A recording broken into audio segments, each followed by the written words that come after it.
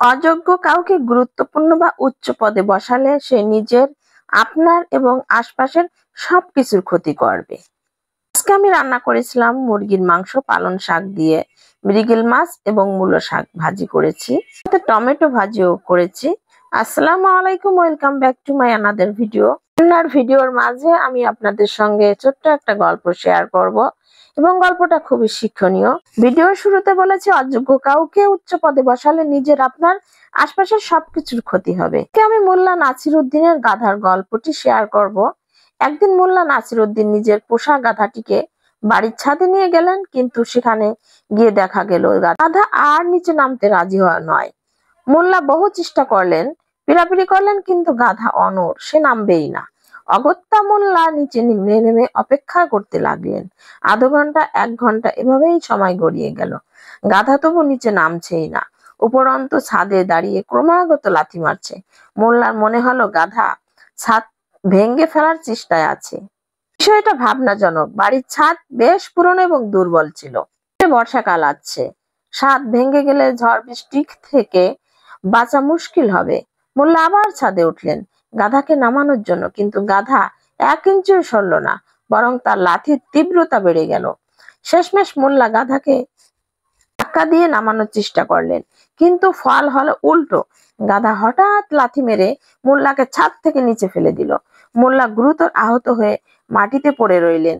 তার হাত ভেঙে গেছে, কোমরেও চোট লেগেছে, আর ছাদ গাধার লাগাতার লাথিতে সেটাও ভেঙে পড়লো।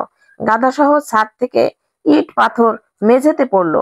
গাধাটিও ভীষণ আঘাত পেয়ে মাটিতে শুয়ে রইল। পা ভেঙে গেছে, উঠতে পারছে না। মাটিতে পড়ে থেকে মোল্লা এই করুণ পরিস্থিতি দেখে একটা বড় শিক্ষা পেলেন। তিনি বুঝলেন গাধাকে কখনোই উঁচুতে তোলা উচিত নয়, কারণ যে জায়গায় তাকে তোলা হবে সেই জায়গার ক্ষতি করবে, যে তাকে তুলবেন তারও ক্ষতি করবে। শেষে গাধা নিজেও ক্ষতিগ্রস্ত হবে। গল্পটি থেকে এটাই শিখা গেল, অযোগ্য কাউকে গুরুত্বপূর্ণ বা উচ্চ পদে বসানো উচিত নয়। সে নিজের, আপনার এবং আশপাশের সবকিছুরই ক্ষতি করে। গল্পটি বাস্তব অভিজ্ঞতা থেকেই আমার মনে পড়ে গেল, তাই আপনাদের সঙ্গে শেয়ার করলাম। এরকম কিছু গাধা আমার আশপাশ দিয়ে ঘোরে, যাকে একটু বেশি মাথায় তুললেই এরকম আচরণ করে। এজন্যই আমি গল্পটি আপনাদের সঙ্গে শেয়ার করলাম। আর ভিডিওতে তো আসলে প্রতিদিন রান্না বান্নাই করি, আর এটা তো আসলে একঘেয়েমি ভিডিও করা হয়ে যায়। জানি না হয়তো আপনাদের ভালো লাগবে কিনা। তো যাই হোক, আমি সব রান্নাগুলো করেছি, আপনাদের সঙ্গে শেয়ারও করেছি।